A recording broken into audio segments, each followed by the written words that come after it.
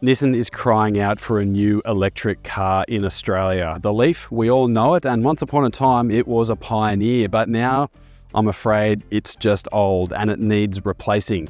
This is the Nissan Ariya. It is not the replacement for the Nissan Leaf, but what we've got here is effectively Nissan's next generation electric car. It's a medium-sized SUV, so there is a big tick because that's the sort of car that a lot of Australians are buying these days. It's going to go up against, in fact, the best-selling electric car, the Tesla Model Y. Now, we don't know a whole lot about this Ariya just yet. We don't know final price, we don't know exact specifications for Australia, and we don't know when it's going to be arriving exactly. What we've got here effectively is a European right-hand drive model from the United Kingdom. It's a high-spec model, and it's indicative, similar to what we will get in Australia, but it's not exact. So we're going to find out all of that stuff in the future, but what we do get to do now is have a dig around in the interior and take it for a drive to see what it's like.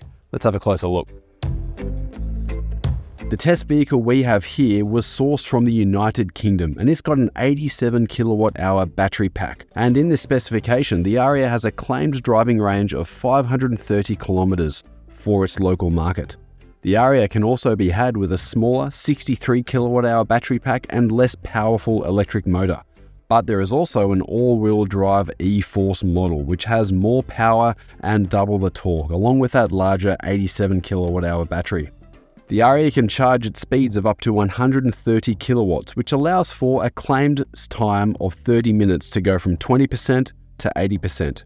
Inside, there are twin 12.3-inch displays, a wireless charging pad, 10-speaker Bose sound system, and optional Nappa leather interior trim.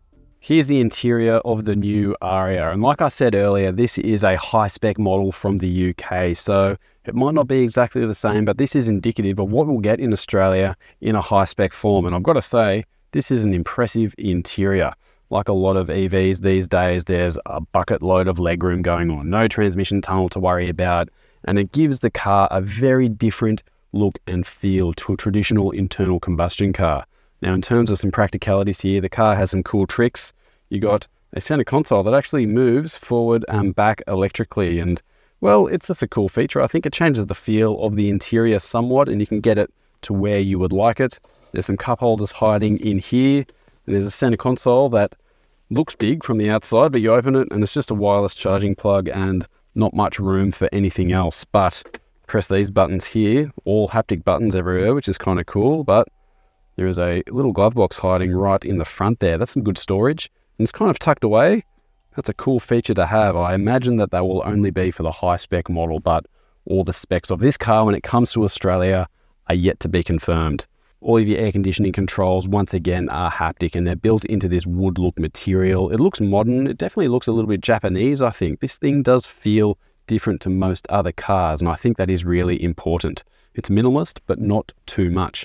Big infotainment display, big digital instrument cluster, and there's a nice mixture of materials going on here. Leather, Alcantara, and that sort of thing. So this interior is a pretty good move forward for the Nissan brand. Obviously, the Leaf is feeling really tired these days, and this Ariya is going to be coming up against some very well-established competition. Things like Kias, Hyundais, Teslas, even things like Volvos and Polestars. There's no shortage of new electric cars coming to Australia, but this should stand out on its own somewhat. But of course, that will depend on price, which we don't know just yet.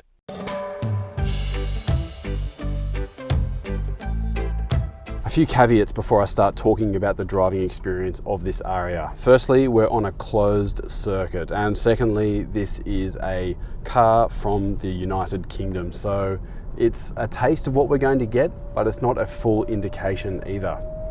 We don't know exactly what powertrains we're getting in Australia, but what we've got here at the moment is an 87 kilowatt battery pack matched to a front-wheel drive powertrain. You can get a front-wheel drive car with a smaller battery pack, but you can also get a more powerful Ariya with all-wheel drive as well, with the same battery pack we have here, 87 kilowatt hours.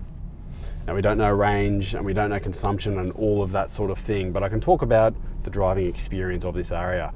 It's front-wheel drive, not rear-wheel drive, which is a noticeable difference to other electric cars. And the driving experience mostly is refined and quiet, like you expect with most other EVs. There's enough power coming from this car at the moment for everyday driving, and the steering is quite fast and responsive. There's definitely a fast ratio going on here, and it makes the car feel a little bit nimble through the corners.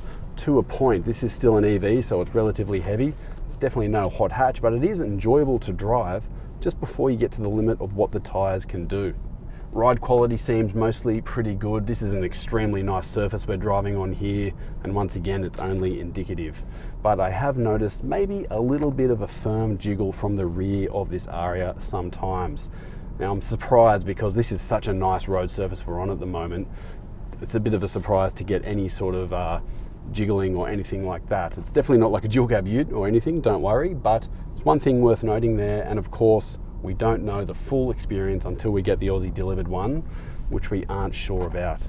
It's difficult to understate just how important this Aria is for Nissan in Australia. The Leaf, this isn't the replacement for the Leaf, but it is the next generation of electric cars. So if Nissan want to take some market share from people like Kia, people like Tesla, people like Hyundai, this car is the one that's going to do it. It's going to depend on pricing, it's going to depend on specification, all of those things we don't know just yet. But first impressions are good. This looks modern, feels modern, it's nice to drive, and we're looking forward to getting the final product on Australian roads. If you want to know more about Nissan's incoming Aria EV, as well as their push for solid-state battery technology in the future, head over to drive.com.au and get up to speed with our recent news stories. You can also read another review on the Aria where Rob Margate spent some quality time with a new Nissan EV in Sweden. Thanks for watching this video, and of course make sure you subscribe to Drive on YouTube.